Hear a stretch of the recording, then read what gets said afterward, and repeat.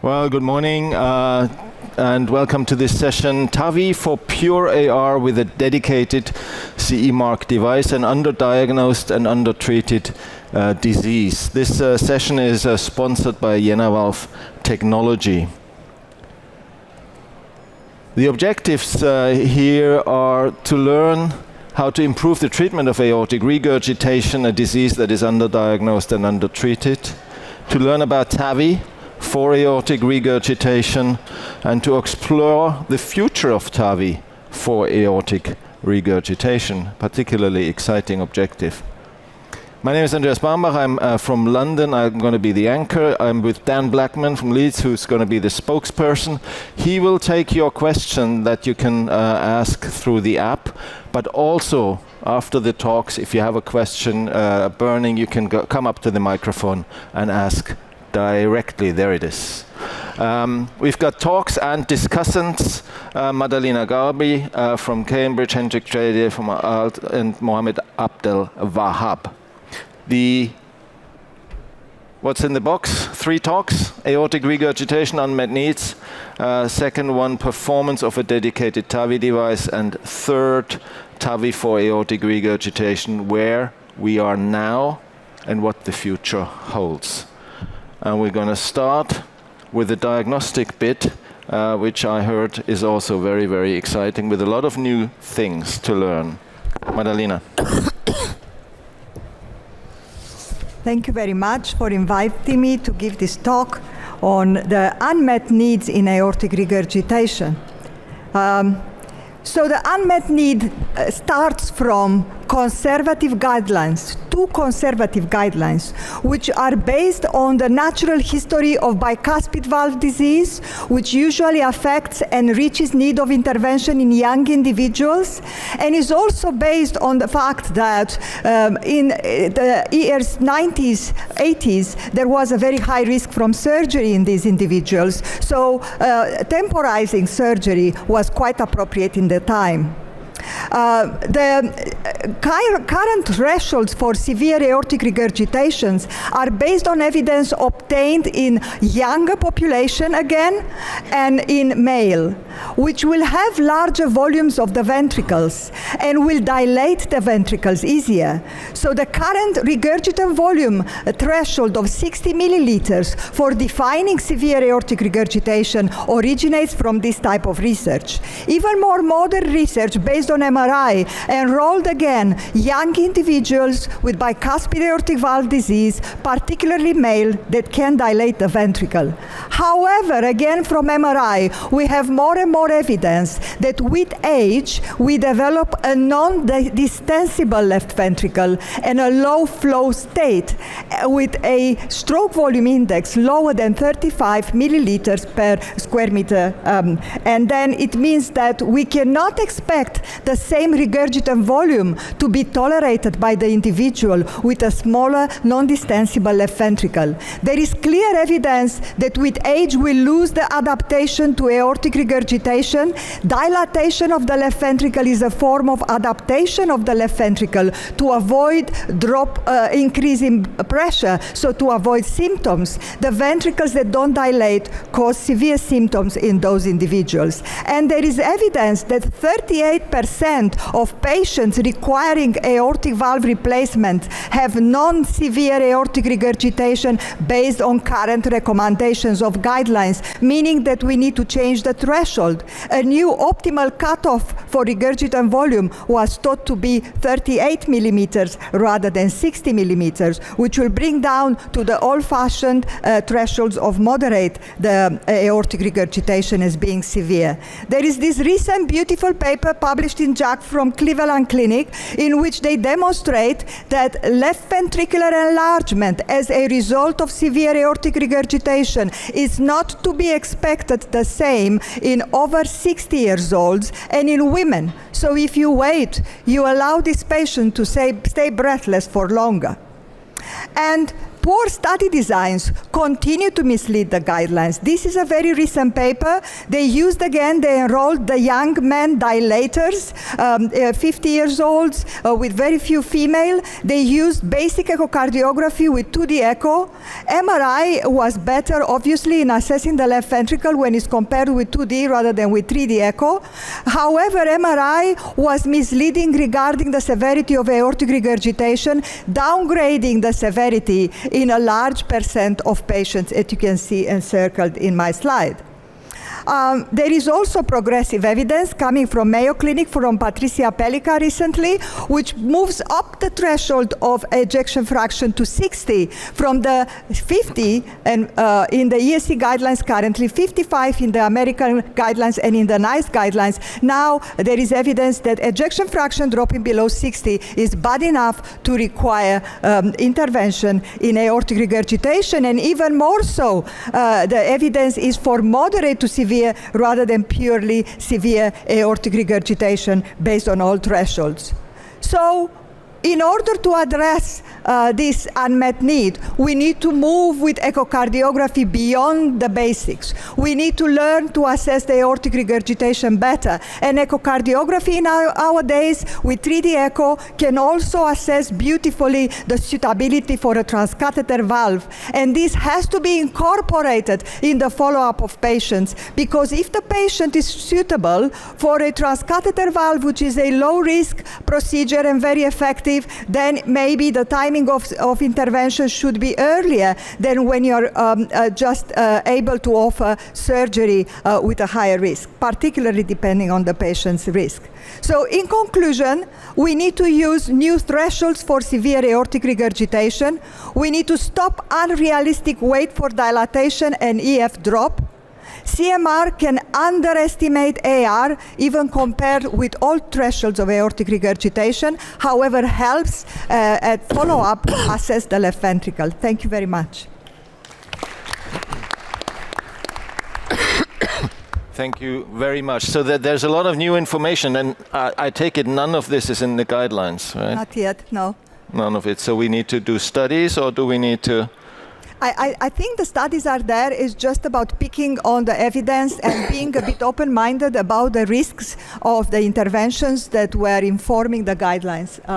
New guidelines coming next year, Madalena. Do you think they'll bring in some of these different thresholds for AR severity, timing of intervention, or is it a bit too early for them to have made it in? It might be a bit too early for the European guidelines, and it might have to be from the American guidelines that will follow the year after. Okay. Mm-hmm.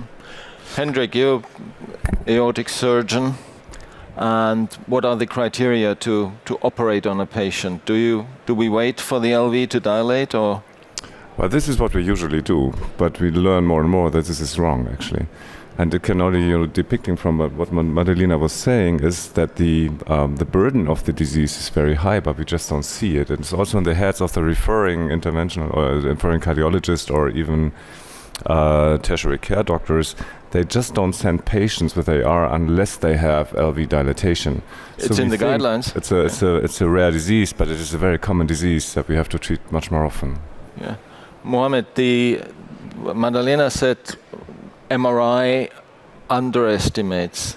Yet yesterday we had a talk by a colleague of mine who is an MRI specialist, and he says MRI is much better at defining volumes. So you get the numbers, but you still don't get it right. Which modality do you use to arbitrate, to say yes or no? Yeah, I think the important thing is to understand that probably we need to have different cutoffs in the different modalities. So we cannot just extrapolate the cutoffs we know from echo to MRI, and then probably we'll get the underestimation. Maybe we just are measuring something different, and then we need to redefine our cutoffs. The best thing would be to redefine them, of course, based on prognosis. But I was wondering just one question, because it just came into my mind, whether we should start defining AR not like as a one single disease, but maybe there are different phenotypes and they should have also different indications or cutoffs for intervention. Yeah, there is phenotype of the young dilator. Young male dilates bicuspid aortic valve, congenital aortic valve disease that causes aortic regurgitation, and the phenotype of the non-dilator, which is the over 60, particularly female, but also male, with systemic hypertension, a degree of stiffness of the left ventricle, myocardial fibrosis from systemic hypertension, and small ventricles with low stroke volume index. So there is low flow AR as there is low flow AS. Yeah.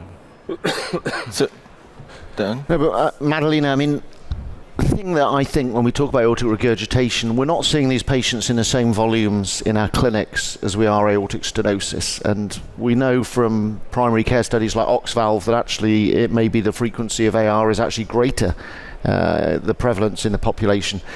How can we fix that? Do you think there's just lack of awareness in primary, secondary, maybe even tertiary care about aortic regurgitation?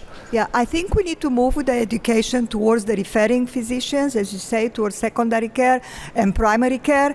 And particularly education should be on the methodology of assessing aortic regurgitation, even by transthoracic echo correctly. This is a smaller valve. Adjustment of settings of the machine are important in order to clearly define the vena contracta.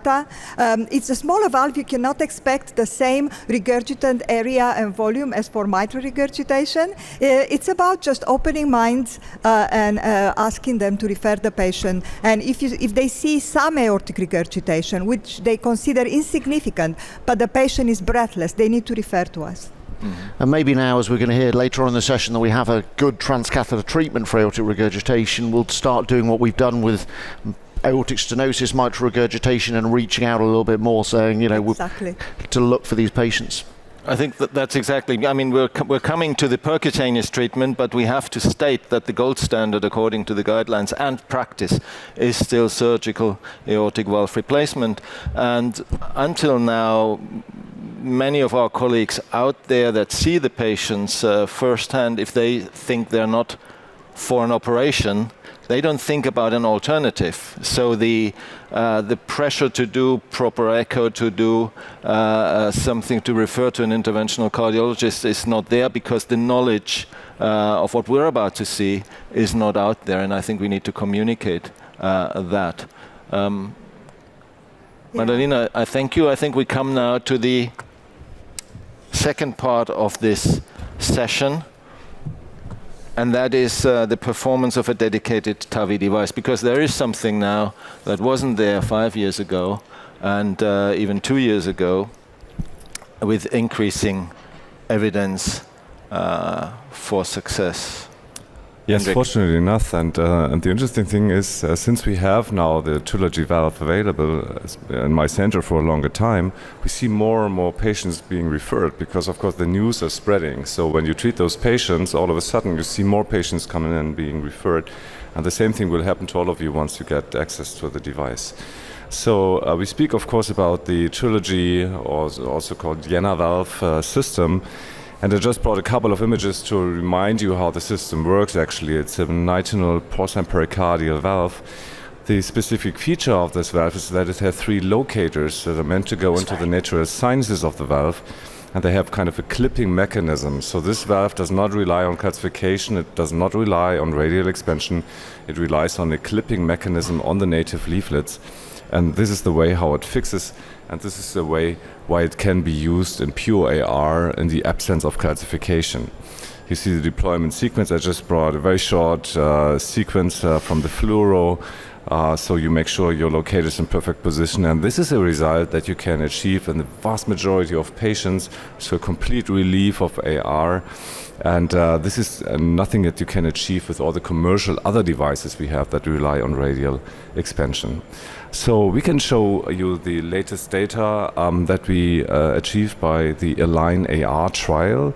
This is a 2-year outcome that has just been presented at TCT by Thorsten Fahl, so I owe him and the other investigators of the trial that we get this data.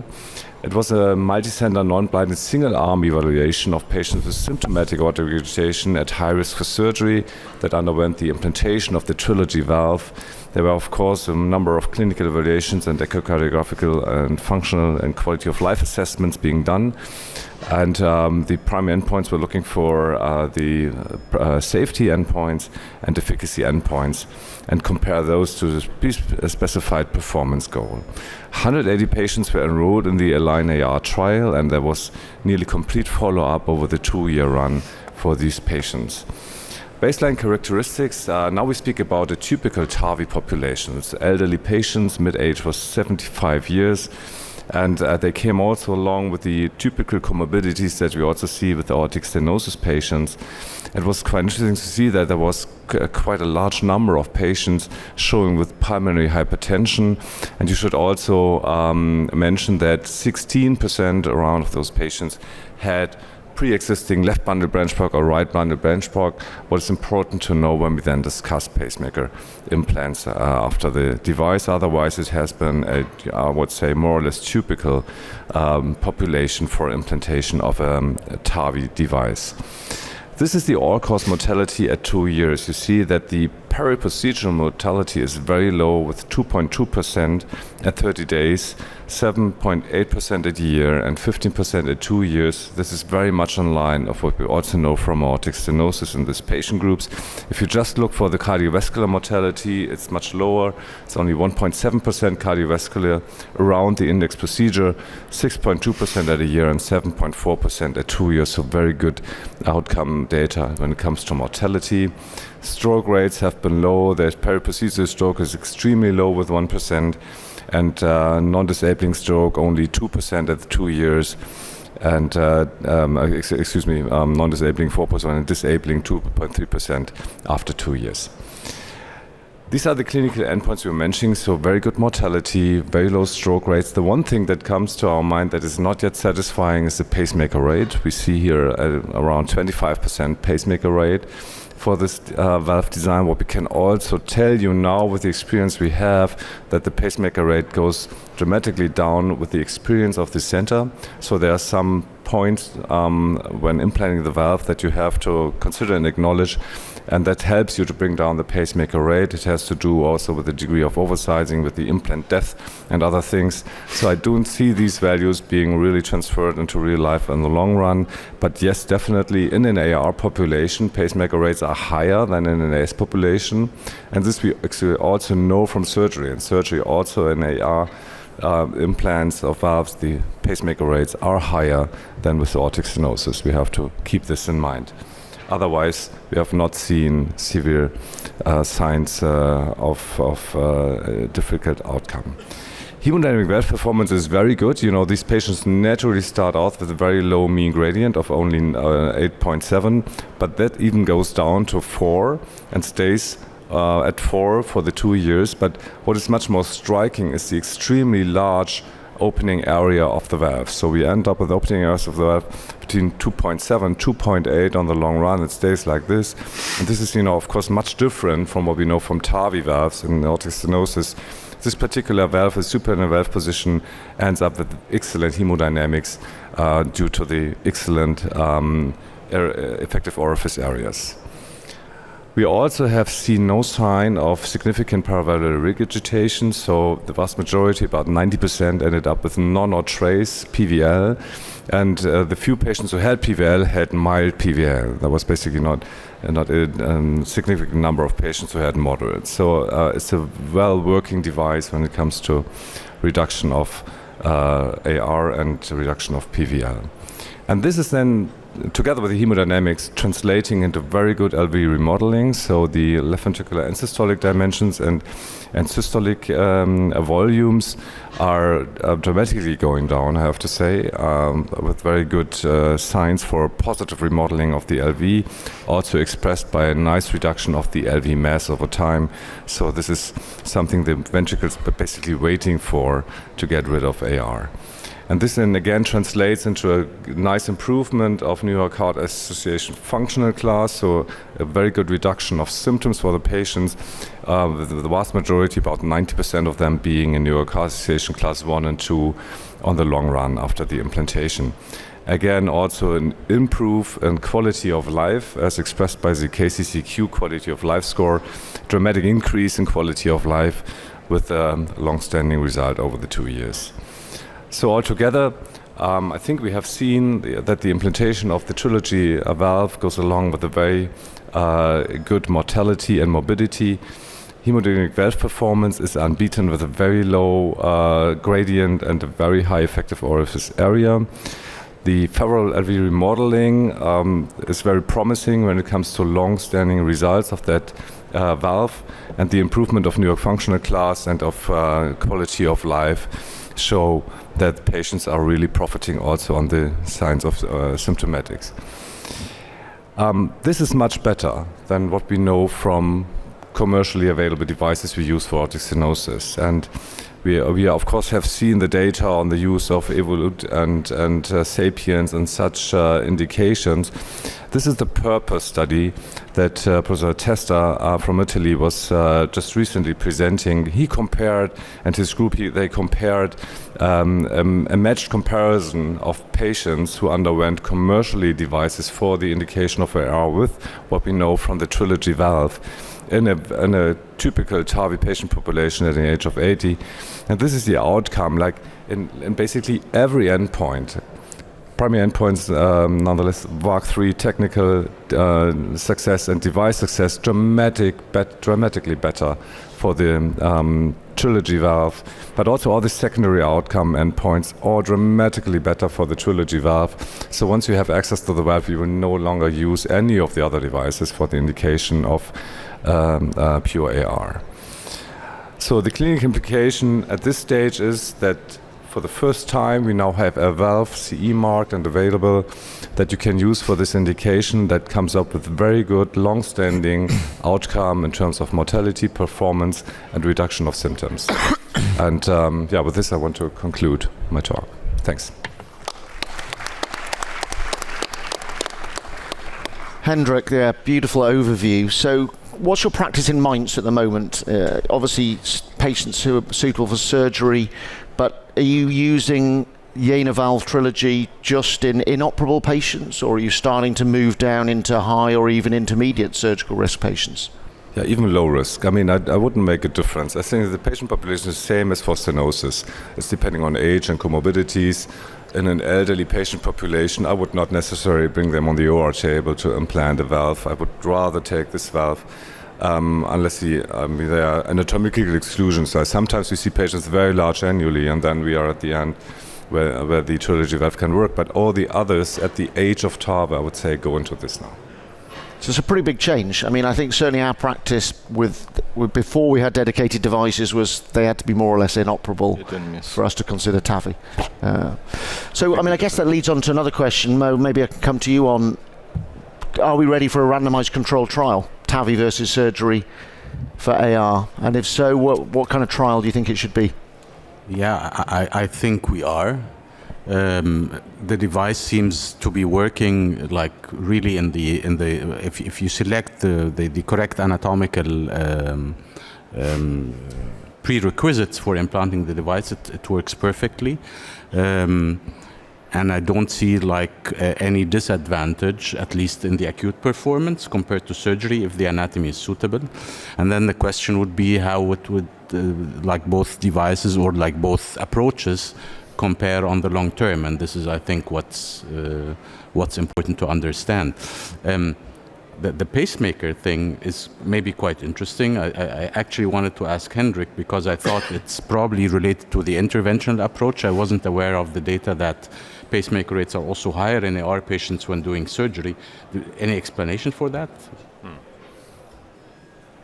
But sometimes I think the calcification can be even protective, because the calcified annulus would also, protect the valve of getting too much contact to the conduction system.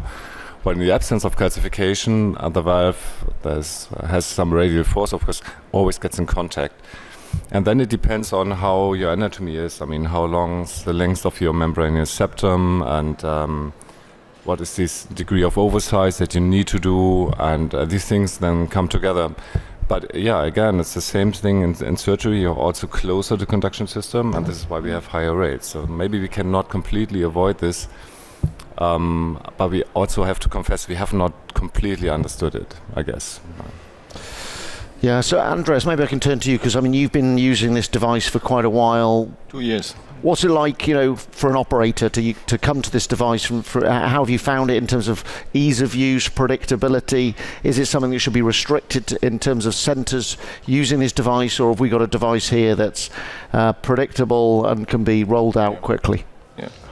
So we started, we did exactly 2 years ago, just before the London valves, we did our first 5 cases and have seen those now. And what can be replicated in clinical practice, we've looked at about 50 patients now, is this reduction in symptoms. Some patients get immediate reduction in symptoms. For some, it takes longer, usually together with a slow improvement of their LV function. The procedure, we now think of it as an easy day if we do 3, because it is very relaxed. You very rarely have hemodynamic issues if one valve leaflet is kept open, for example, but that's rare. You have to learn the technique. You have to think about the 3-dimensional thing, and getting the position of the locators right can be tricky, but it's a nice challenge because the patient is well, and uniformly you get the valve to sit where you want it to sit, because it just sits there. What we haven't discussed yet is that you also, of course, get natural commissural alignment, which also means you have access to the coronaries, and that might be a good thing for future interventions. And not just coronary access. I mean, there's, as you know, emerging data that commissural alignment may be favourable in terms of hemodynamics, and we see the incredible hemodynamics, reducing the risk of leaflet stress and strain, halt. So may be favourable for durability with this device. I guess we'll have to wait and see, but there's certainly good reasons to believe it may be. I've got one more actually comment and maybe question to Madalena. We often see patients that have not only aortic regurgitation but also mitral regurgitation. And if they were accepted for surgery, they would look at 2 valves. Whereas we have now a number of patients where we put the aortic valve in, and with time, 6 months, 12 months, the functional MR just disappears. Mm-hmm. I absolutely agree with that. I'm a big believer in sequential treatment with transcatheter approaches rather than concomitant treatment with surgical approaches, because we don't make a scar, we don't have sternotomy, we don't need to put a zip, we can go back in and treat the other valve. It was always a question my surgeons were asking me. Do I need to do the mitral, or can I count that it will recover? And we had developed ways of assessing how, if the leaflets are tented because the ventricle is dilated and is ventricular secondary MR, that will go away when the ventricle recovers, and give it 6 to 12 months and make sure you give peripheral vasodilators, ACE inhibitors to actually facilitate the process. Yeah, very good, very interesting. Good point, Madalena. We need to move on, but one quick question from the audience. Hendrik, you've had a lot of experience. Audience member wants to know what morphologies of aortic regurgitation can we treat with the Jena valve. So, given the example of leaflet prolapse, perforation, annulus dilatation, a more common etiology, are there any restrictions to the anatomy that can be targeted with this device?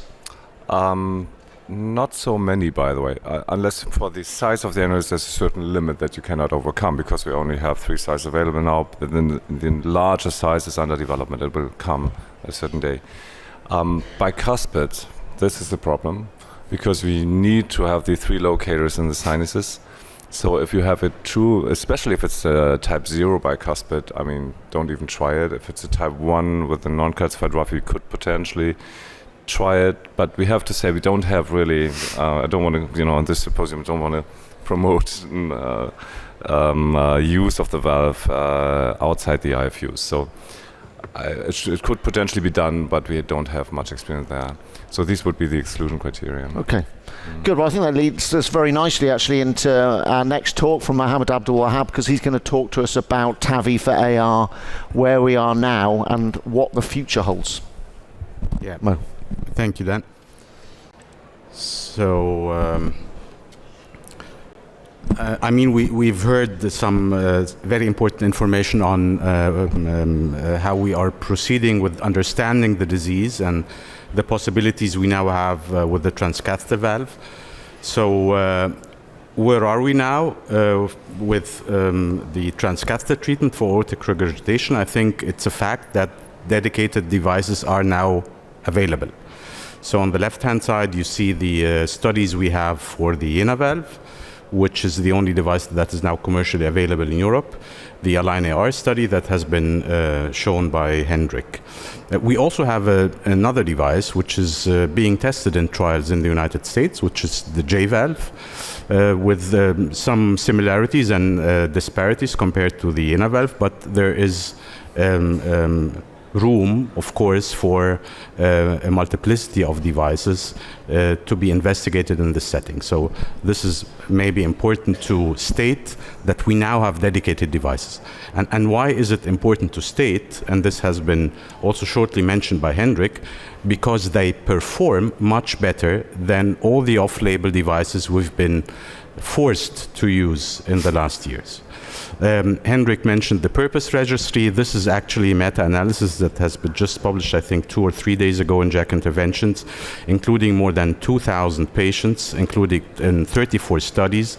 More than 1,000 of them have been treated with dedicated devices, mainly the 2 I've shown, and another 1,000 were treated with off-label devices. And what you can see here is what has been also shown in the purpose study, that peri-procedural outcome is much better regarding mortality, regarding residual ER, regarding valve embolization, which is the main problem we had with off-label devices, and which led, of course, to re-intervention or the use of second devices. But interestingly, even pacemaker rates were smaller. And this led to an overall higher device success rate with the dedicated devices. And in this study, which is much more powered than the purpose study, mortality at 1 year was even lower. It was 6% versus 24%. So dedicated devices are here, they perform much better and should be used if we're going to treat these patients interventionally. The problem is they're still not available or affordable everywhere. So maybe I cannot see all of you, but maybe the ones of you who have access to Jena valve, just raise your hands.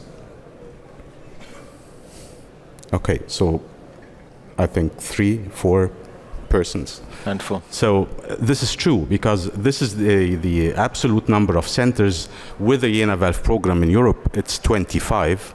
11 of these are in Germany, but even these 11 in Germany, they are only 13% of all implanting or TAVI centers in Germany. So still, it's not available, or maybe it's not affordable everywhere, and this is actually the main limitation we currently have. So what the future holds, if you want to just make the device available to patients in need, we need mechanisms to improve availability. One of these would, in my opinion, would be like a specific maybe reimbursement for a device like that. I mean, there's a lot of engineering effort that is being developed in developing dedicated devices for a new disease entity or a different disease entity. And we know from TAVR, and this is a very old publication from Darren Milet more than 10 years ago, that the utilization of the technology at that time for aortic stenosis was largely dependent on system reimbursement, and this is natural. So I do believe that if we want to spread the technology across Europe, then we need to work on that. What the future holds is probably also more dedicated devices that are already on the horizon. Again, Jena valve is the only valve that is approved.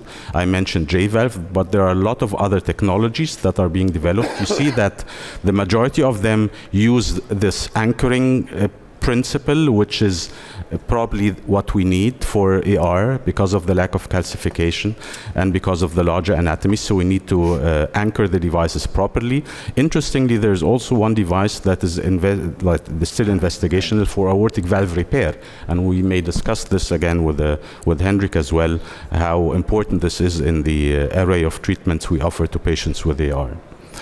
What the future holds is also, and we touched on that we need randomized evidence against surgery, and it's being actually created. So this is the ARTIST trial, which I think will start soon.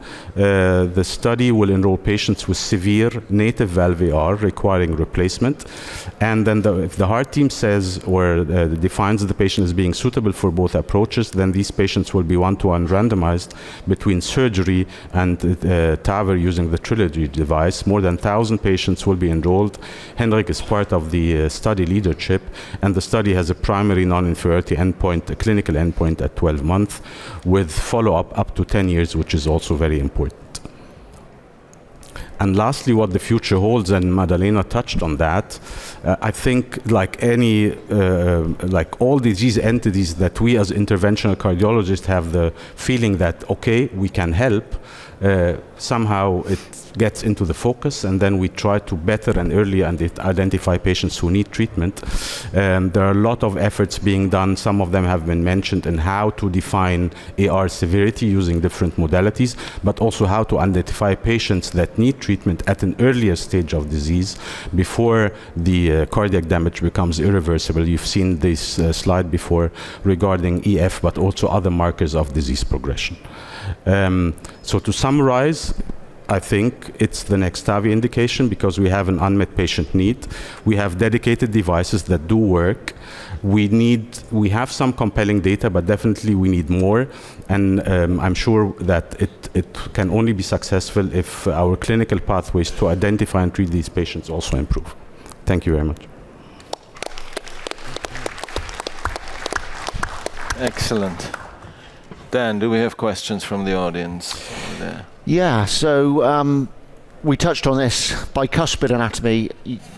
One of our audience members is asking, can you use Jena valve in bicuspid anatomy, Hendrik? So you referred to that. What about type 1 bicuspid, where we still have 3 sinuses? Right. Do you have any experience of that? Is there experience of that you're aware of?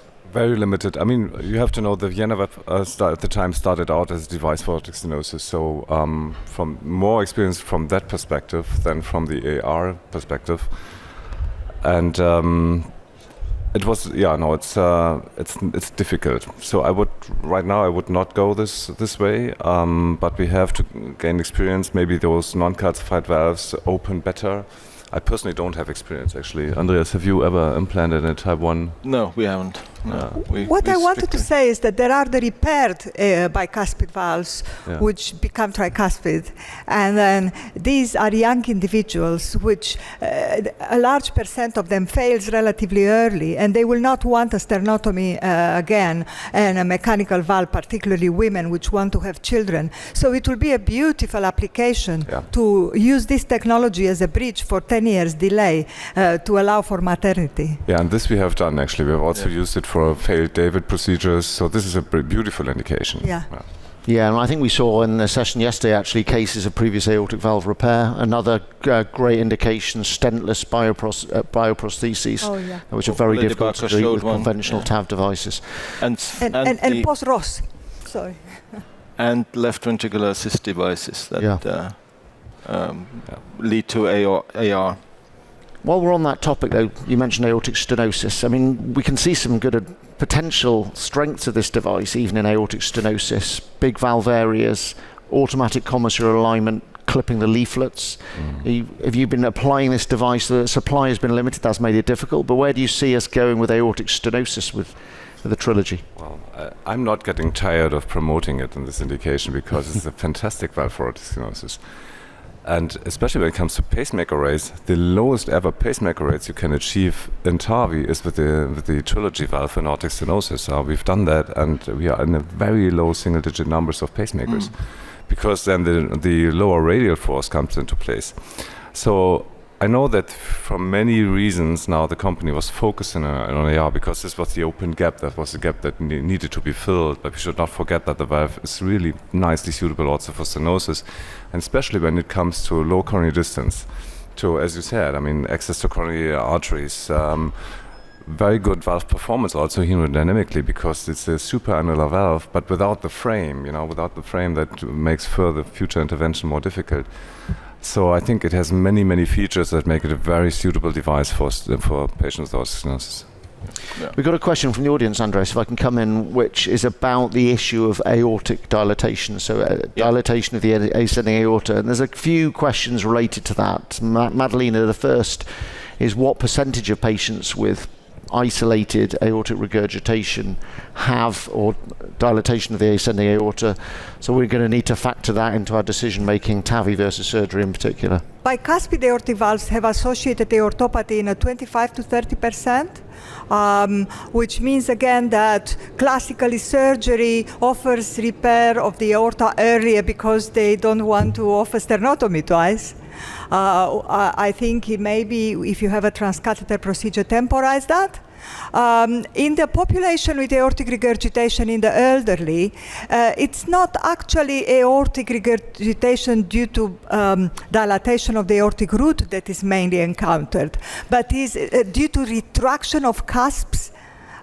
Aortic regurgitation in the elderly with minimal calcification at the commissures and scarring, retraction of the cusps with normal root. This is more common, so I think probably that will be okay. I think the cases that will necessitate considering the aortic root will be rare, or the ascending aorta. And what about the implications of that, Andreas, for the feasibility of the procedure? Does it make a difference to the ease of procedure and the feasibility if you're treating patients with dilated ascending aortas? No, I think the patients we've treated so far, they didn't have a surgical indication for the aortic, for the ascending aorta, but close. And it might be a little bit more tricky because you've got so much room, and you have to be careful with these aorta. I'm told by the surgeons they are very fragile, and we all have experienced problems there. But technically, it all depends on the root and the angle into the root, and if that's within the normal range, then we can put that valve into the. Yeah, I mean, that's certainly been our experience, and we've treated inoperable patients who had very significantly dilated ascending aortas up to 55 millimeters, and it does add some procedural challenges, but we still ended up with a perfect result. And those are the cases where with the non-dedicated devices we really, really struggled, and as you said, often end up with aortic injury because of the fragile nature of the dilated ascending aorta. So, I just wanted to comment on the aortic stenosis, and again, this looks like a valve that is really superb for aortic stenosis because of the fantastic hemodynamics, the fact that you're commissural aligned. We actually restrained ourselves at the moment. We've got, in England, we've got fully commission for that valve, but we don't have enough material, not enough valves in our hands, so we can only roll it out slowly, and we use it for those patients that have aortic regurgitation and need it for now. But I'm sure in the future we'll see series of aortic stenosis patients being treated with this valve as well. Time to wrap up, Andreas. Bring us home? Yeah, let's do it. So, well, listen, I think, the key message that we've heard today, and that's all of our experience on the panel here, is that this is really a revolution in TAVI. The first of these procedures we did really gave me memories of our very first TAVI procedure, when you do something that is a sea change, a step change in what you're able to offer the patient. So we have these devices now. We now have the evidence to support that we've got a great transcatheter treatment for aortic regurgitation, and we need to look to the future with randomized trials to see if we can extend this into low, intermediate surgical risk patients. We've also heard, really importantly from Madalena, how we need to get better understanding of the nature of aortic regurgitation and better awareness, both in primary, secondary and tertiary care, that we have a treatment option here, but we need to be better at identifying these patients, surveilling them appropriately with the imaging technologies at our disposal, and knowing when it's time to treat them. So I think we look forward to a bright future and an expansion of treatment of aortic regurgitation by TAVI with these dedicated devices, and I hope you'll all be able to get your hands on these and see the results that we've seen. So thanks for your attention, and thanks to Mohammed and Hendrik, Madalena, Andreas, who put this session together and shared it expertly, and to all those of you who attended. Thank you.